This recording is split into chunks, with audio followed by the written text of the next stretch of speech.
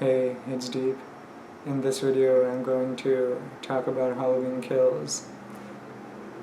I've already seen it twice, once in the theater on Thursday night and then last night on Peacock.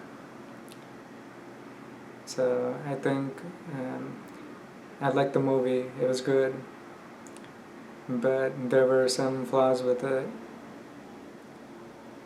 So some of the things that I liked in the movie were the flashback.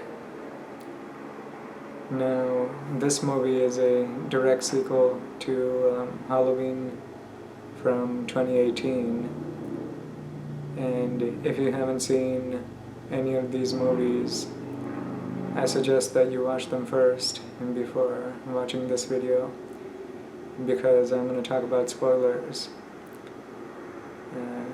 In my reviews, all of them have spoilers, so I don't make spoiler-free reviews like some other channels do. But anyway, so the timeline for these movies are Halloween 1978, which was directed by John Carpenter, then Halloween from 2018, which was directed by David Gordon Green, and this movie, Halloween Kills, was also directed by David Gordon Green. So this movie, it takes place on the same night as Halloween 2018, but it has some flashbacks to the Halloween from 1978. It has some added scenes which was not in that movie, but these scenes are shown as a flashback. In the beginning of the movie, we start off in the same night as 2018. In that movie, one of the police officers named Frank Hawkins is brutally stabbed by Michael Myers' doctor, who turned out to be a lunatic, and he's lying on the ground. Then Allison's boyfriend, whose name is Cameron, he's walking in that area, and then he sees him, so he goes over to him and applies pressure to his neck, and Hawkins suddenly is revived, and he utters a few words. Then we're taken into the flashback scene from 1978. So in 1978, it's Halloween, Michael Myers was shot 6 times by Dr. Loomis at the end. He falls off of the balcony of the house, and then when Dr. Loomis looks at him, he's gone.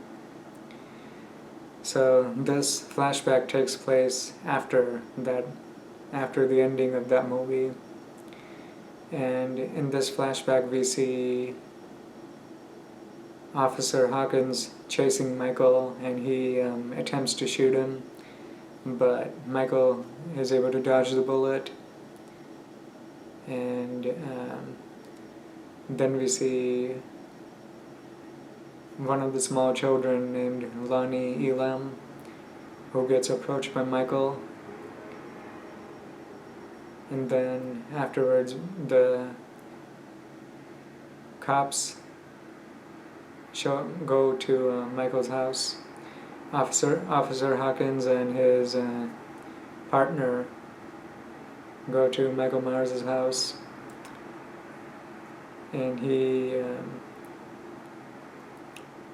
long story short, Officer Hawkins' partner gets attacked by Michael, and then Hawkins shoots his partner accidentally,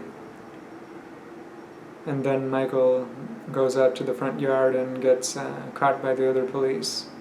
But this flashback scene is actually very, very beautiful and nicely done.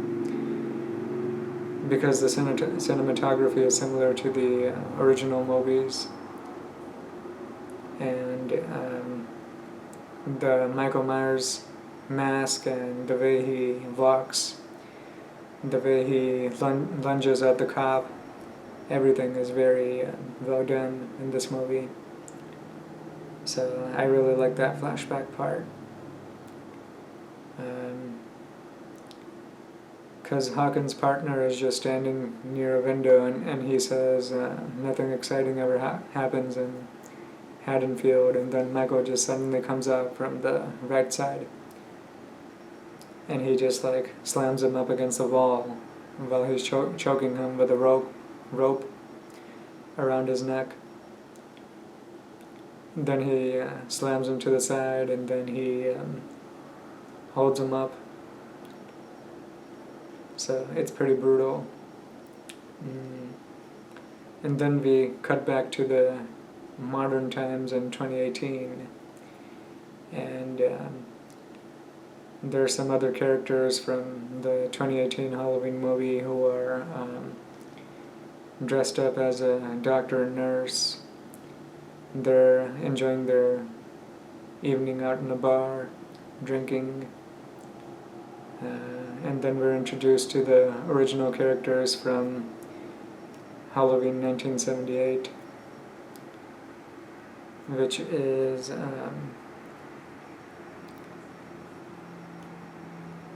one of them is the nurse who works with Dr. Loomis.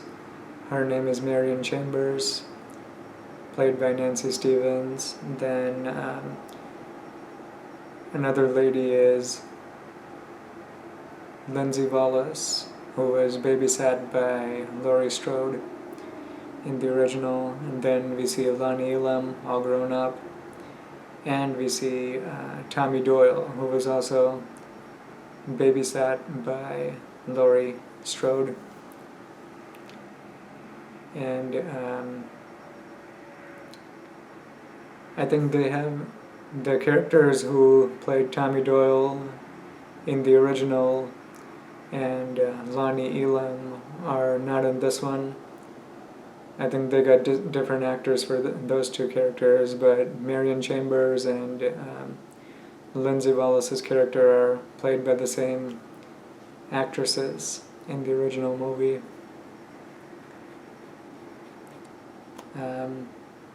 So I forgot to mention that we see Dr. Loomis in the flashback as well, who was originally played by Donald Pleasence, but in this movie they have someone else playing him who looks very similar to him and speaks similar to him, but not exactly the same.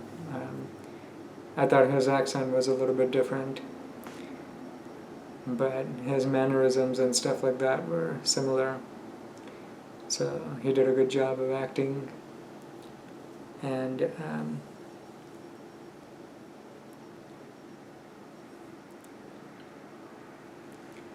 so then they're hanging out at the bar and stuff like that, and then suddenly we see Laurie's getting taken to the hospital with her daughter and granddaughter on the back of a truck,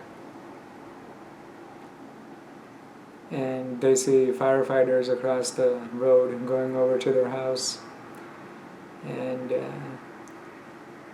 long story short, the firefighters end up saving Michael, but in return they get killed, and that's how he escapes their burning house.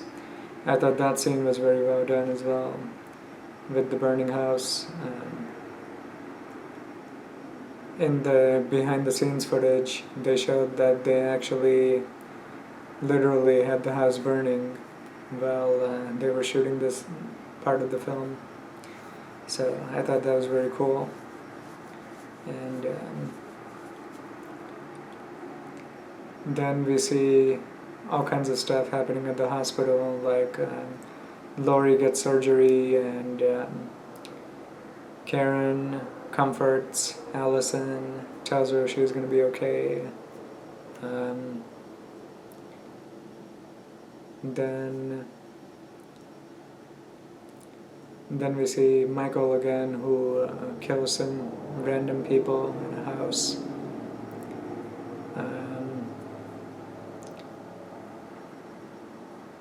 One of them is an old black lady who was in the previous film.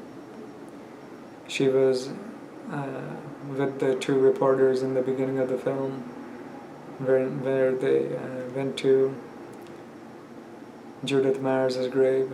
I mean, they were journalists, not reporters. But her name is Sandra. Michael kills her and her husband in her house, and then, then one of the things that occurs in this movie is at the bar, they hear news about Michael and another patient who has escaped from the bus crash that happened in the previous film. Well, what I think is kind of weird is that they show their pictures in the news, but then in the second act of the film, there's a mob that tries to attack someone who they think is Michael Myers, but this guy is actually the other mental health patient from Smith's Grove. And so that guy ends up committing suicide because there's a mob after him and he's mentally unhealthy. But I think it's weird that Tommy sees that in the news, but he doesn't know that it's not Michael, because they clearly show Michael in the news. We see that.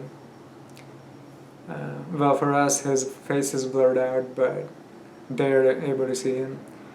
Maybe they didn't give him the name on near the photo or something like that. I thought that was kind of strange.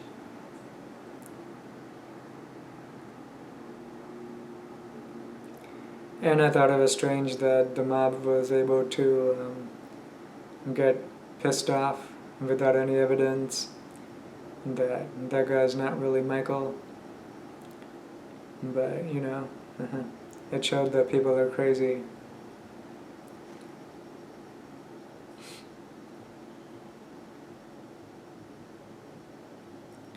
And then there's like a gay couple who are living in Michael Myers' house in modern times. And the house is fully renovated and it looks awesome. Now,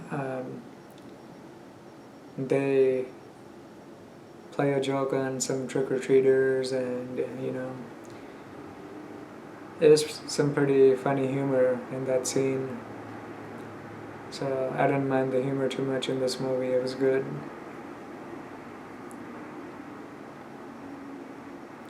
I also liked how brutal the kills in this movie were. I think this movie was more brutal than Rob Zombie's Halloween movies, because in that movie they did show quite a lot of violence, but in this movie, like when you look at the aftermath, it's a lot more gruesome than Rob Zombie's. Like in the beginning, when Michael attacks the firefighters, he uses a Halligan and he's just smashing it into one of the firefighters' face while he's lying on the ground. So he smashes the thing in his head like 3 times, and then we briefly see like his face turned into mush, and there's just like brains there, that's all. And then when Michael attacked the old couple, he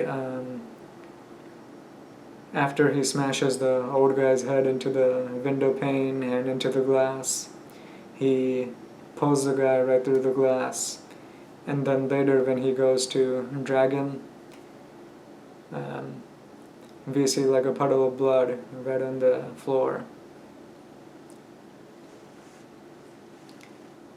And then when the cops are examining the crime scene where the firefighters were, we see the firefighters with their body parts all dismembered. Some of them have like an axe in their chest. Some of them have their brains falling out of their head.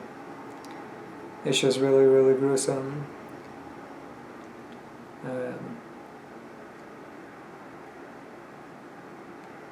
And very bloody.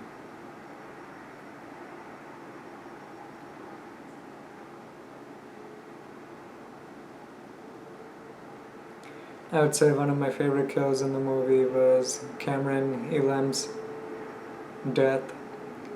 That was near the end of the movie when they go to Michael's house and to look for him, and they get into a fight with him, and then Michael comes out of the closet and he stabs Cameron, and then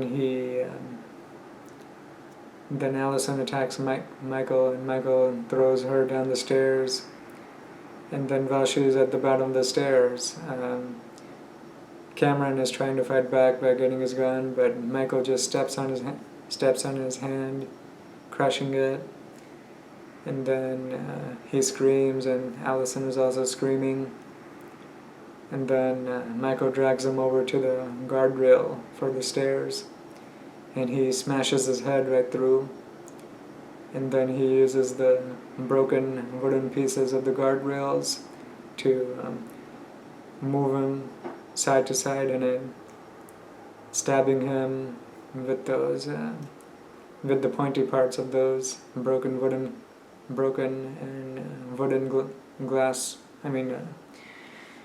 pieces, sorry. Broken wooden pieces get stabbed into his body. And then Michael comes down the stairs and he just like twists his neck. I thought that was a very gruesome kill. And another kill that I liked was the doctor, the black guy who was dressed as a doctor. He gets stabbed right in the eyeball and blood just gushes out of him. And he just slowly dies. That was so brutal. Oh my god. So I really like the kills. And I like the cinematography in this movie. The lighting was very good. All of that kind of stuff. Now, some of the things that I didn't like about this movie were near the ending when the mob fights against Michael. I wish they had prolonged that scene a little bit more, because I thought that scene occurred really fast, and it was just the same kind of kills, like Michael just slashing him with the throat. I thought that was just kind of generic and boring. They should have done something a little bit more, like Michael smashing people's heads, or something a little bit more brutal. And I think they should have like had them like split up and go after Michael in smaller groups, one at a time. I also didn't like that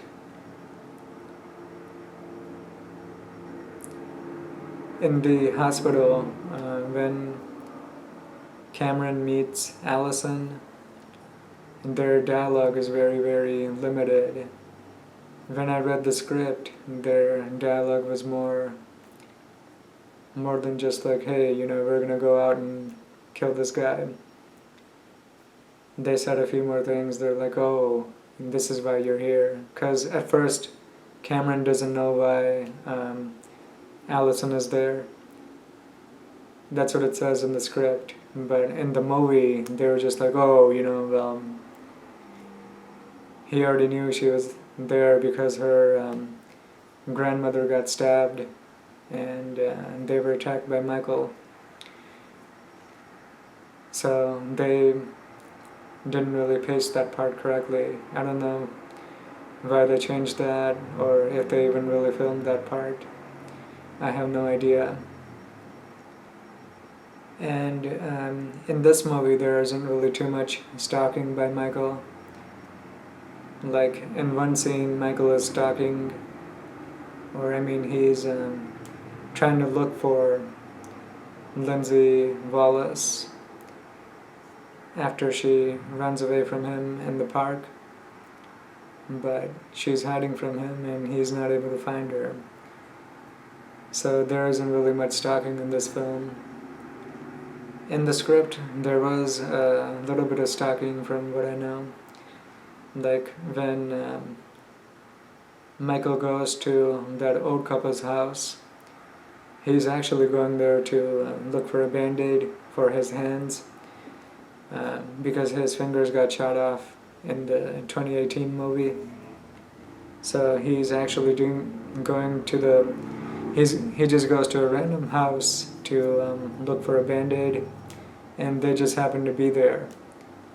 But in the script it actually says that he stalks the old man while he's smoking a cigarette on his back patio. He's like standing behind the trees, and I think if they did something like that, that would have been a whole lot better, instead of just going for like a whole bunch of brutal kills and stuff like that. Because in my opinion I don't really care about the amount of kills that they do. I mean, I like kills that are brutal and they make us feel bad for the characters that die. I felt really bad for all of the characters that died in this movie because they were really brutal. But I still think that there has to be some kind of an element of stalking, similar to how Michael did it in the original 1978 Halloween movie. And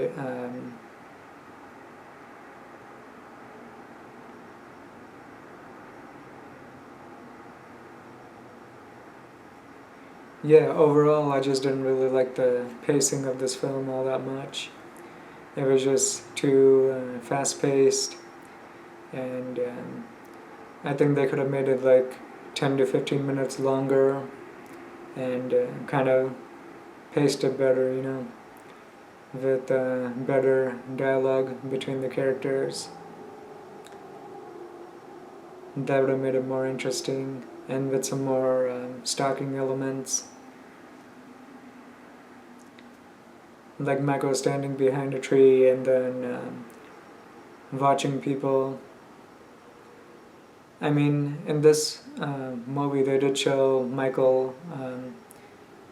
Okay, so there's like this one scene where there are two kids who are on the swings on a playground, and they tell Lindsay Wallace that there's a man standing there playing hide and seek with them. But to us, they only show Michael popping out from behind the car that Lindsay has parked. What they should have shown is that Michael is standing by the tree or something like that, and we see the camera behind him when they say that. And they don't necessarily see him right away. So Lindsay would still be like, where is he at? And then the kids are like, we don't know.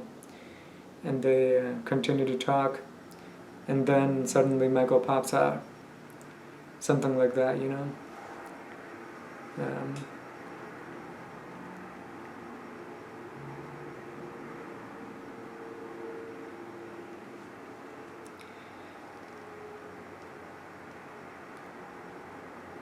And then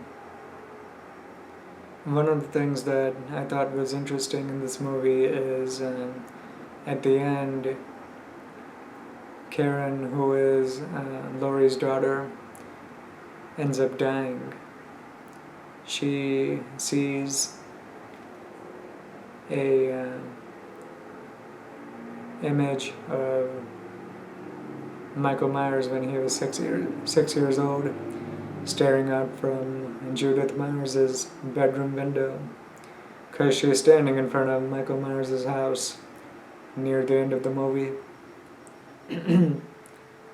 So I think they're trying to imply that maybe Michael's spirit is attached to that house or something like that.